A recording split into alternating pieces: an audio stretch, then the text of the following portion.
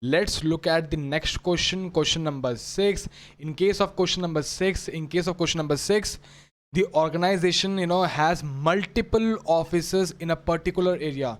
The organization, the company is having multiple offices in a particular area, in a particular region, and the question has also provided that the organization has low budget for recovery. The organization is having low budget for recovery. In that case, which option to choose? Cold site or reciprocal agreement? The correct option over here is reciprocal agreement. Now, they are saying low budget, so obviously other options like hot side, warm side won't be the correct option.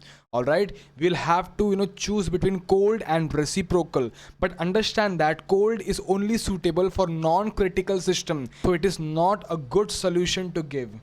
All right, so the best possible solution in case low budget is there and the organization is having multiple offices in that particular area, the correct option is the reciprocal agreement. Let's look at the next question, question number 7. Now, again, the same case which we have discussed in question number 6, or maybe like the other case, but they are also mentioning that they are trying to choose option for non-critical system.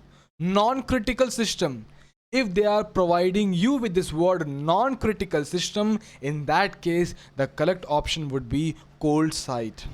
All right, otherwise reciprocal would be the right option.